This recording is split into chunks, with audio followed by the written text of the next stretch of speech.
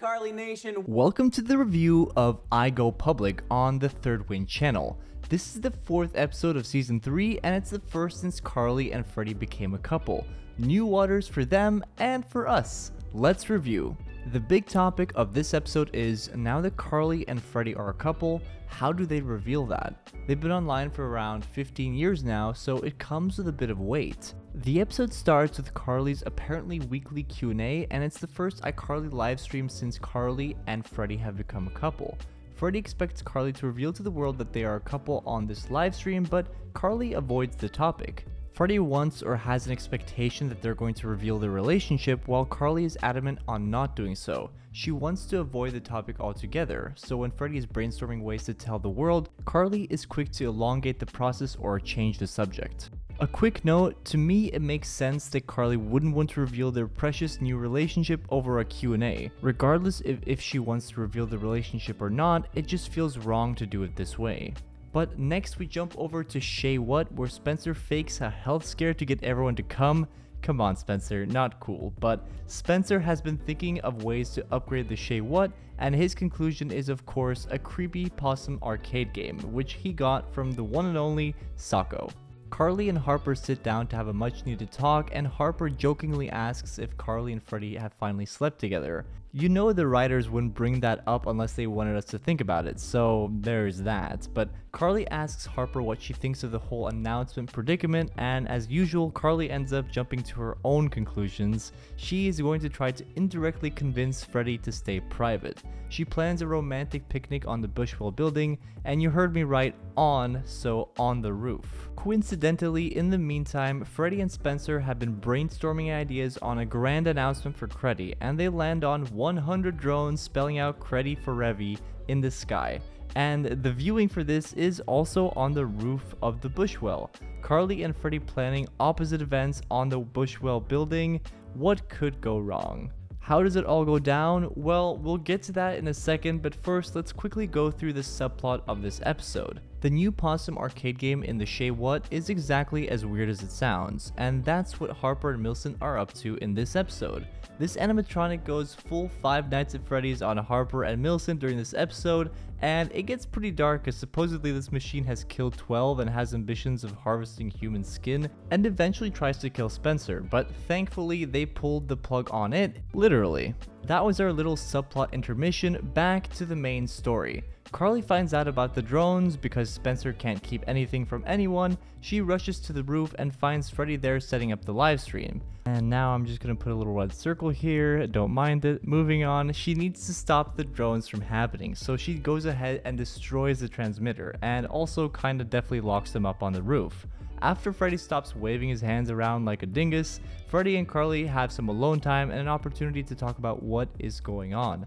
Why is Carly so against going public? Further asking Carly whether she's embarrassed to be with him. She explains to Freddy that of course not, she is obsessed with him. The reason she didn't want to go public with him was because that the last time she did, with Bo, it was a negative experience, and she wants to shield Freddy from the press, comments and the haters, and just protect him. Freddy tells Carly that she doesn't need to do that in a loving way, and explains to her that the most important thing to him is that they are together. It doesn't matter whether it's public or private. I wrote in my notes here that Freddy is good at talking. He literally says all the right words in these moments. But then, the biggie. He tells Carly that he loves her, and she is all that he ever wanted. Which checks out, absolutely. So remember that little red circle? Well, that has indicated that they have been live streaming this whole time. I lost it when this was revealed. It's just so good. At this point, after some scrambling and Freddy's incredibly amazing words, Carly works up the courage to say, I don't care what anyone will write about this, anyone will think about this, and on camera she tells Freddy that she loves him too, and they have a passionate kiss, and I mean, they're really going for it. I guess that answers Harper's question from earlier. And then it's revealed that the drones worked out anyway, and they share this beautiful moment celebrating the beginning of their relationship, featuring a sideways lighthouse. They then invite the rest of the gang to celebrate their new declared love for each other, and everyone is happy for them, of course. That's what happened in this episode. I love the premise, and I have a lot of little comments and juicy analysis for this one, but first, as usual, let's give every character a little spotlight, and you already know who's first.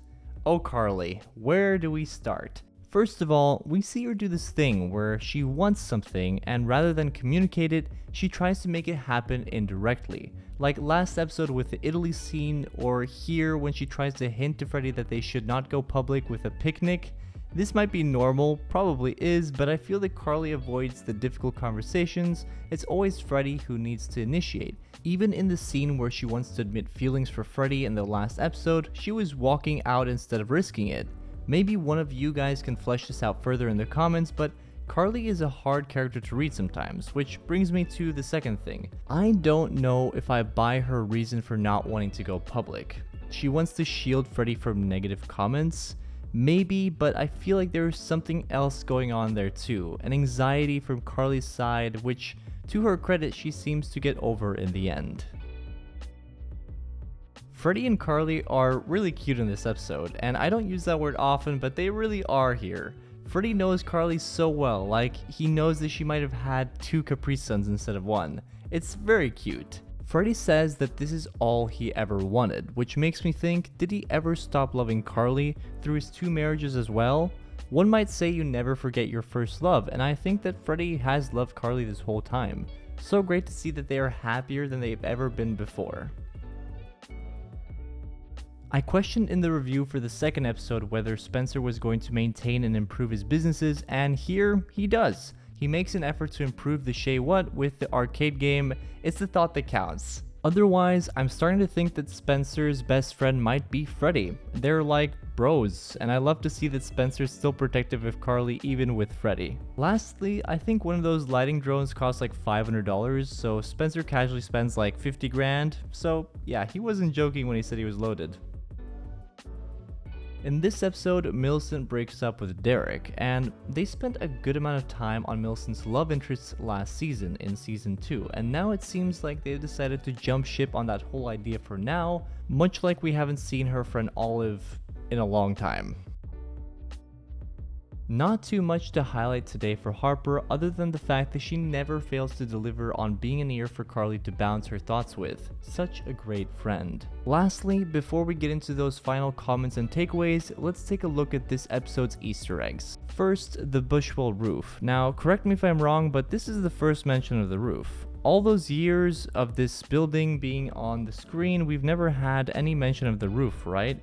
Even in Ice Stakeout, they don't use the roof, so it must have been sealed until recently. Moving on, not really an Easter egg, but in this scene, it has to be sponsored by Walmart, right? Pretty sneaky. Next, I really thought they'd bring back Pack Rat for this episode, but perhaps a hidden callback to the Ice Stage and Intervention episode with Pack Rat is that there is a dead raccoon or maybe a possum in that Pack Rat game Spencer found, and it could be an homage to Pack Rat, the possum arcade game we see in this episode. This one's going to be a little harder to explain, but when Spencer fakes an emergency, the way the gang runs in reminds me of the urgency in which Sam runs in after Freddy was run over.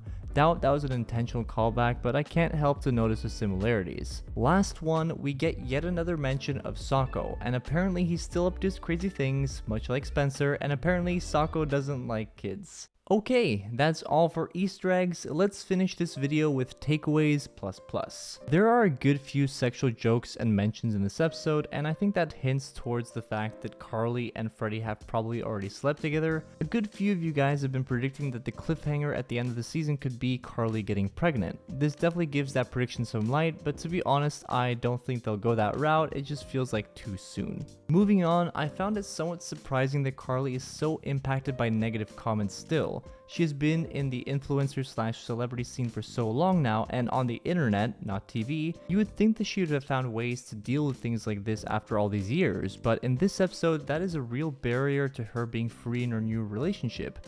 Thought that was interesting. Also, nothing major, but Carly refers to the live streams as iCarly episodes. I wonder how that works. And now finally, I think the freaky possum is definitely a nod to the AI trend we have going on now. Some predict that AI will be dangerous for humans, and I think this was a fun way to show how smart AI can become. That's it for episode 4, I Go Public. Leave your questions below and go check out the new Discord for the channel. We have lots of fun discussions there, and otherwise, subscribe if you're enjoying these reviews, and I'll see you in the next one.